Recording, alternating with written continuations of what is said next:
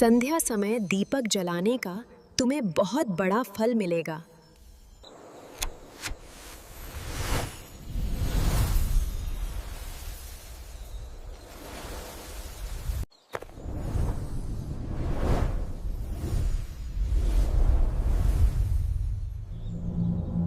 संध्या समय द्वार पर दीपक क्यों जलाया जाता है? इसके पीछे का रहस्य क्या है और ऐसा करने से किस फल की प्राप्ति होती है? नमस्कार, आप सभी का एक बार फिर स्वागत है। प्रिय मित्रों, आपने संध्या होते ही कई घरों के द्वार पर दीपक जलते हुए जरूर देखा होगा। इसे देखकर मन में अक्सर सवाल उठता है कि आखिर यह परंपरा क्यों निभाई जाती है और इस दीपक से क्या पुण्य मिलता है। तो आज मैं आपके इसी प्रश्न का उत्तर एक सुंदर कथा के माध्यम से देने जा रहा हूं। वही कथा जो योगेश्वर श्री कृष्ण ने देवर्षि नारद को सुनाई थी। एक बार की बात है, द्वारका में संध्या काल का समय था। सूर्य पश्चिम दिशा में ढलते हुए पूरे आकाश को सुनहरी आभा से भर रहा था। समुद्र की लहरें धीमे धीमे गूंज रही थीं और पूरी नगरी में दिव्य शांति फैल रही थी। तभी नारद जी नारायण नारायण झपते हुए द्वारका पहुंचे। जब वे कृष्ण के राजप्रासाद के पास पहुंचे तो उन्होंने द्वार पर जलता हुआ एक दीपक देखा, जिसकी लौ शांत, उजली और आकर्षक थी, मानो वह केवल तेल बाती से नहीं बल्कि भक्ति और श्रद्धा की शक्ति से जल रहा हो। इस दीप को देखकर नारद जी के मन में जिज्ञासा जागी। उन्होंने भगवान कृष्ण को प्रणाम किया और निवेदन किया, हे द्वारकाधीश, संध्या के समय आपके द्वार पर जलने वाले इस दीपक का रहस्य क्या है? यह परंपरा क्यों निभाई जाती है और संध्या दीप जलाने वाले भक्त को क्या फल मिलता है? नारद के प्रश्न पर श्री कृष्ण मुस्कुराए और बोले, हे मुनि, तुम्हारा प्रश्न अत्यंत मंगलकारी है। संध्या का दीप केवल प्रकाश नहीं बल्कि अज्ञान को मिटाने वाली दिव्य ज्योति है। जो व्यक्ति श्रद्धा से यह दीप प्रज्वलित करता है वह अपने घर ही नहीं बल्कि अपने विचार, अपने कर्म और अपनी आत्मा को भी प्रकाश से भर देता है। हे नारद, इसके पीछे का रहस्य मैं तुम्हें एक प्राचीन कथा द्वारा बताता हूं जो इस दीपक की असली महिमा प्रकट करती है। हे देवर्षि, बहुत समय पहले की बात है, जब अयोध्या नगरी स्वर्ण प्रभा से दमकती थी। उस पवित्र भूमि में धर्म, सत्य और मर्यादा का वास्तविक निवास था। मार्गों पर चलते ही वेद मंत्रों की मधुर स्वर लहरियां सुनाई देती थी और प्रत्येक आंगन से उठती पूजा की ध्वनि पूरे वातावरण को पवित्रता से भर देती थी। उसी दिव्यता से भरे शहर में एक अत्यंत विद्वान, तपस्वी और धर्मशास्त्रों में प्रवीण ब्राह्मण रहता था, जिसका नाम था सुदर्शन। उसका जीवन ज्ञान का दीपक था। उसने वेद, उपनिषद, स्मृतियां, आरण्यक और ब्रह्मसूत्रों का गहन अध्ययन किया था। धर्मशास्त्र के सूक्ष्म से सूक्ष्म नियम तक उसे कंठस्थ थे। यज्ञ, अनुष्ठान और वेद पाठ में उसकी निपुणता इतनी अप्रतिम थी कि अयोध्या के लोग उसे आदर से ब्राह्मण श्रेष्ठ कहकर संबोधित करते थे। परंतु हे देवर्षि, सुदर्शन का ज्ञान जितना विशाल था उतनी ही कमी उसके हृदय में भक्ति की थी।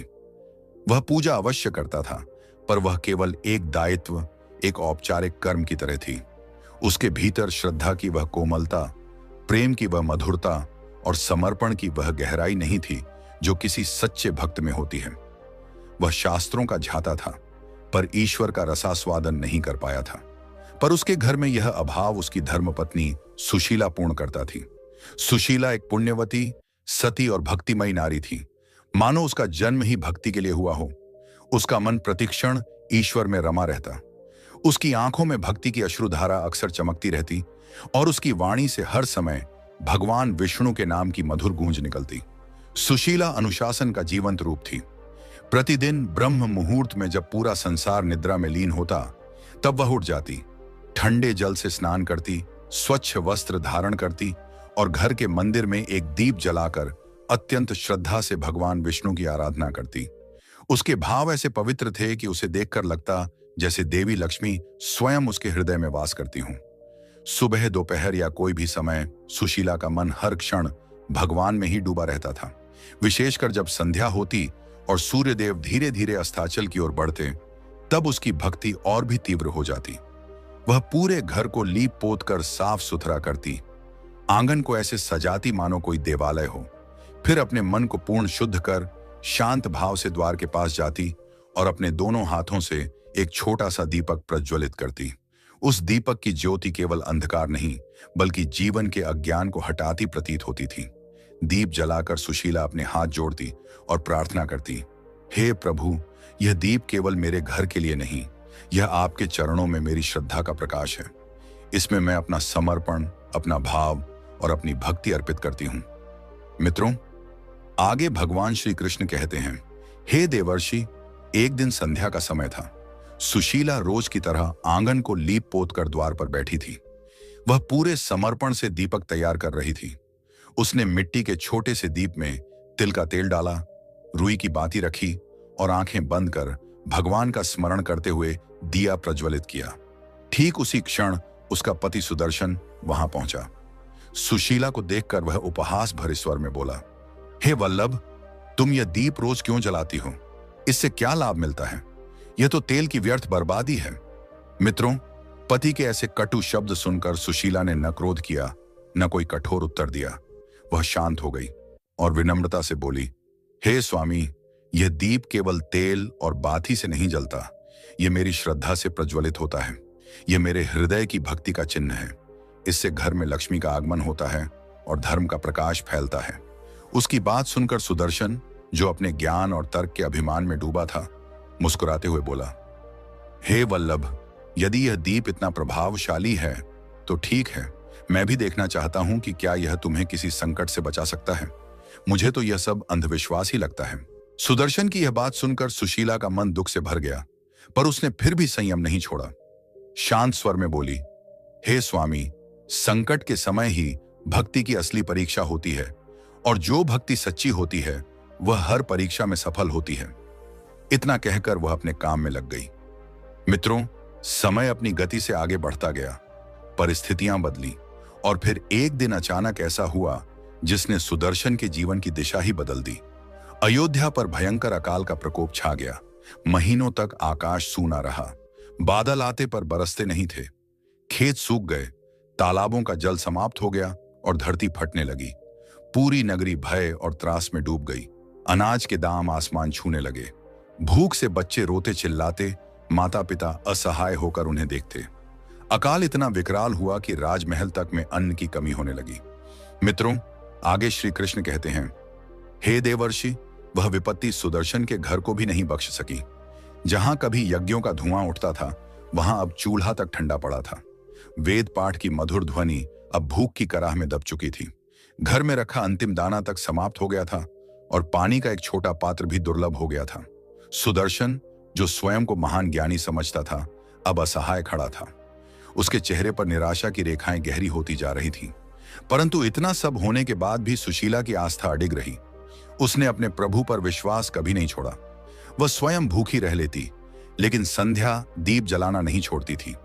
उसने अपनी आंखों में आशा की ज्योति संजोए अपने पति से कहा, हे स्वामी, यह दीप चाहे कितना भी छोटा हो, पर इसका प्रकाश मेरे विश्वास से बड़ा है। जब तक यह दीप जलता रहेगा, कोई विपत्ति हमें छू भी नहीं पाएगी। मित्रों, वह प्रतिदिन की तरह हर संध्या द्वार पर दीपक प्रज्वलित करती रही। घर में अन्न और जल का नाम तक नहीं बचा था, लेकिन फिर भी वह दीप जलाना नहीं छोड़ती थी, क्योंकि उसका ईश्वर पर विश्वास अडिग था। हे देवर्षि, वह रात अत्यंत विचित्र थी। चारों ओर भयंकर अंधकार पसरा हुआ था। आकाश में न कोई तारा चमक रहा था, न चंद्रमा की कोई किरण धरती पर उतर रही थी। दिशाएं मौन थीं, वायु स्थिर थी और अयोध्या की गलियां सूनी पड़ी थीं। हर घर भूख और चिंता से घिरा था, लेकिन सुदर्शन के द्वार पर एक दीप फिर भी जल रहा था। वही संध्या दीप जिसे सुशीला प्रतिदिन जलाया करती थी।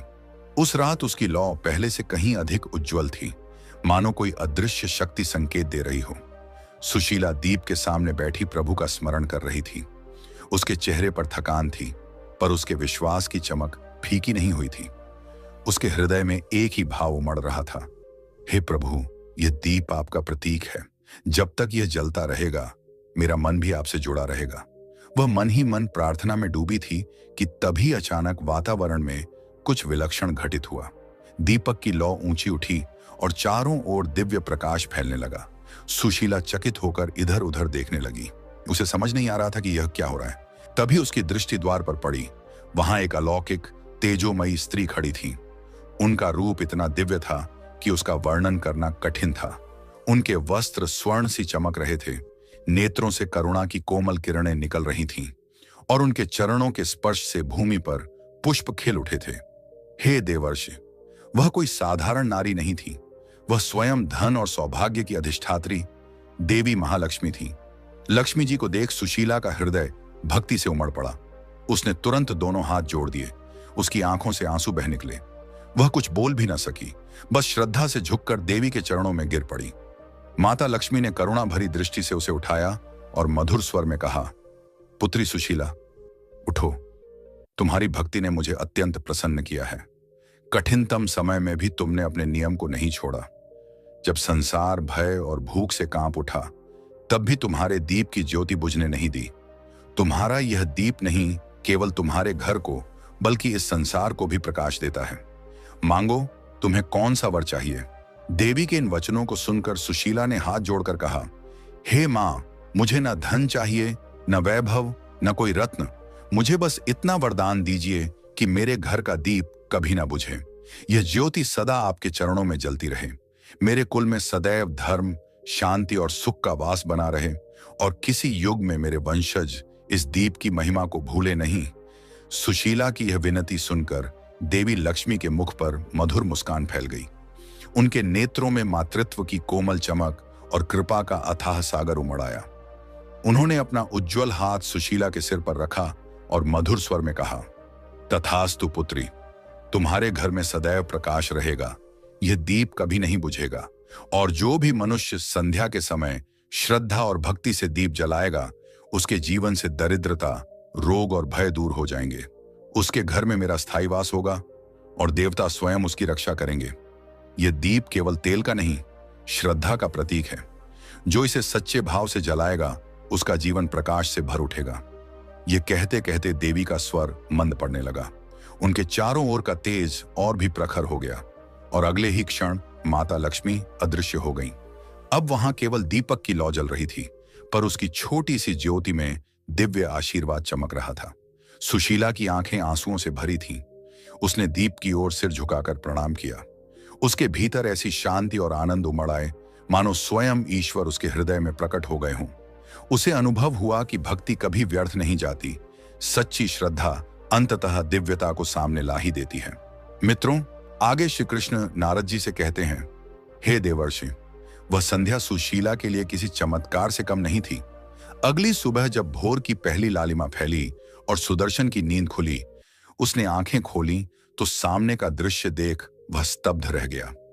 जहां कल तक उसके घर की कोठारें खाली थीं, वहां अब अनाज से भरे बड़े बड़े पात्र रखे थे।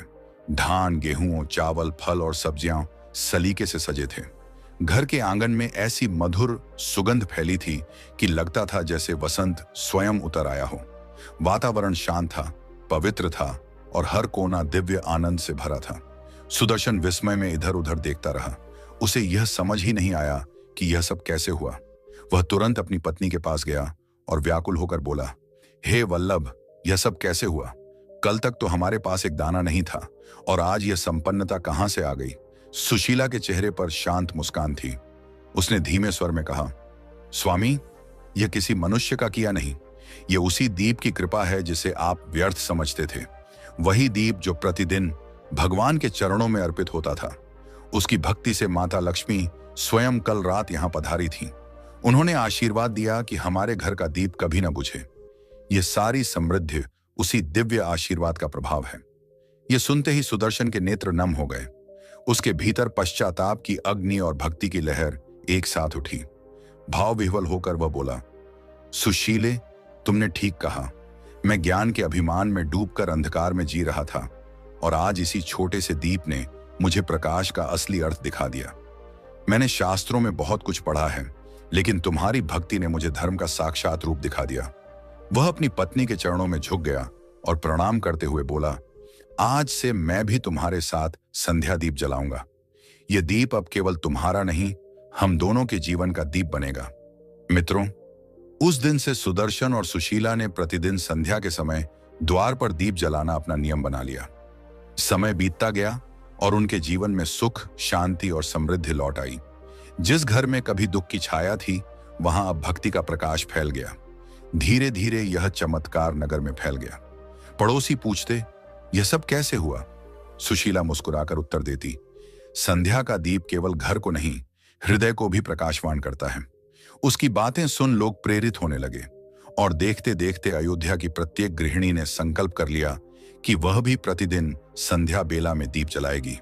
फिर एक दिन ऐसा आया जब पूरी अयोध्या के हर द्वार पर दीपक जल रहे थे। दूर से देखने पर लगता था मानो असंख्य तारे धरती पर उतर आए हों। हर घर प्रकाश से भरा था, हर हृदय भक्ति से। देवता भी इस दृश्य को देखकर प्रसन्न हुए और स्वयं लक्ष्मी जी विष्णु लोक से मुस्कुराकर बोली, हे त्रिलोकनाथ, देखिए, एक सुशीला की भक्ति ने पूरे नगर को प्रकाशमय कर दिया। मित्रों, आगे भगवान श्री कृष्ण ने नारद जी से कहा, हे देवर्षि, तभी से यह परंपरा चली आ रही है कि जब संध्या का समय होता है और सूर्य अस्ताचल की ओर बढ़ते हैं, तब हर घर के द्वार पर दीपक प्रज्वलित किया जाता है। यह केवल प्रकाश का दीप नहीं, श्रद्धा, समर्पण और भक्ति का दीप होता है। हे ब्रह्मानंदन, यह दीप केवल रोशनी नहीं देता, यह धर्म का दीप है। संध्या बेला में श्रद्धा से दीप जलाने वाला व्यक्ति अपने भीतर के अज्ञान, लोभ, क्रोध और मोह को मिटा देता है। यह दीप स्मरण कराता है कि अंधकार चाहे कितना भी गहरा हो, एक छोटी सी ज्योति भी उसे परास्त कर सकती है। जिस घर में दीप जलता है, वहां लक्ष्मी का निवास होता है। वहां दरिद्रता, रोग और भय प्रवेश नहीं करते। जो दीपक श्रद्धा से द्वार पर जलाया जाता है, वह सभी पापों का नाश करता है और नकारात्मक शक्तियों को घर में प्रवेश नहीं करने देता। इससे घर में सुख, शांति और समृद्धि बनी रहती है। कृष्ण जी की दिव्य कथा सुनकर नारद जी का हृदय भाव विभोर हो उठा। उन्होंने कहा, हे प्रभु, आपके श्रीमुख से यह कथा सुनकर मैं धन्य हो गया। यह दीप तो केवल प्रकाश नहीं, यह भक्ति का साक्षात स्वरूप है। अब समझ आया कि संध्या दीप का इतना महत्व क्यों है। भगवान श्री कृष्ण मुस्कुराकर बोले, हे देवर्षि, दीपक केवल तेल और बाती से नहीं जलता, वह भक्त की श्रद्धा से जलता है। जो दीप प्रेम से जलाया जाता है, वही मनुष्य के लिए स्वर्ग के द्वार खोलता है। तब नारद जी ने दूसरा प्रश्न पूछा, हे प्रभु, क्या इस दीप को जलाने के कुछ नियम हैं और किन स्त्रियों को इसे नहीं जलाना चाहिए? मित्रों, नारद जी के इस प्रश्न पर भगवान श्री कृष्ण रहस्यमयी मुस्कान के साथ बोले, हे देवर्षि, जैसे प्रत्येक अनुष्ठान के अपने नियम होते हैं, वैसे ही इस दीपक के भी कुछ नियम हैं। पहला नियम, ग्रहण के समय दीप नहीं जलाना चाहिए। दूसरा, जब तेज आंधी या तूफान चल रहा हो, उस समय दीपक प्रज्वलित नहीं करना चाहिए, क्योंकि यह अपशकुन माना जाता है। और तीसरा नियम यह है कि जब घर में कलह, अपवित्रता या मृत्यु शोक का समय हो, तब दीप नहीं जलाना चाहिए। दीप जलाते समय एक और बात का विशेष ध्यान रखना चाहिए। दीपक की लौ हमेशा पूर्व या उत्तर दिशा की ओर रहे, क्योंकि इन दिशाओं में दीपक का प्रकाश धन और समृद्धि के योग बनाता है। दीप की बाती का भी अपना महत्व है। एक बाती वाला दीप मोक्ष का मार्ग खोलता है, 2 बाती वाला दीप समृद्धि देता है और 5 बाती वाला दीप सिद्धि, आरोग्य और पूर्ण कल्याण का प्रतीक माना जाता है। आगे भगवान श्री कृष्ण कहते हैं, हे देवर्षि, ये सब नियम केवल कर्म और शुद्धता पर आधारित हैं। दीपक घी और बाती मात्र का दिया नहीं होता, यह मन की पवित्रता का प्रतीक है। इसलिए कुछ अवस्थाओं में स्त्रियों को दीपक नहीं जलाना चाहिए। घर में मृत्यु या जन्म हो तो वह समय अपवित्रता का माना जाता है। उस काल में किसी प्रकार का धार्मिक कर्म, पूजा या दीपदान नहीं करना चाहिए, क्योंकि उस समय घर की ऊर्जा असंतुलित रहती है और देवता उस स्थान से दूर रहते हैं। दूसरा है रजस्वला काल। यह काल स्त्री के शरीर की स्वाभाविक विश्राम और शुद्धि का समय होता है। शरीर और मन को स्थिरता देने के लिए इस दौरान पूजा, व्रत या दीपदान वर्जित कहा गया है। जब यह अवधि समाप्त हो जाती है और शरीर की ऊर्जा फिर से संतुलित हो जाती है, तब वह विधिवत धर्म कार्य कर सकती है। तीसरी अवस्था है क्रोध, अशांति या गहन शोक। जब मन अशांत हो, क्रोधित हो या दुख से भरा हो, तब दीपक नहीं जलाना चाहिए, क्योंकि दीप तभी प्रभावी होता है जब मन शांत और श्रद्धा से भरा हो। दुख या क्रोध में जलाया गया दीप उजाला तो देता है, पर आशीर्वाद नहीं आकर्षित करता। आगे श्री कृष्ण जी कहते हैं, हे देवर्षि, आज का यह पावन प्रसंग यहीं समाप्त होता है। आशा है कि तुम्हें अपने सभी प्रश्नों के उत्तर मिल गए होंगे। नारद जी भाव विह्वल होकर बोले, हे प्रभु, आपके द्वारा दिया गया यह ज्ञान अमूल्य है। मैं इसका प्रचार सभी लोगों में करूंगा और संध्या दीप की महिमा सबको बताऊंगा। प्रिय मित्रों, इसी प्रकार आज की यह पवित्र कथा समाप्त होती है। यदि यह कथा आपके मन को स्पर्श कर गई हो तो प्रेम से बोलिए जय श्री कृष्णा, जय भोलेनाथ। और वीडियो अंत तक देखने के लिए आपका हृदय से आभार।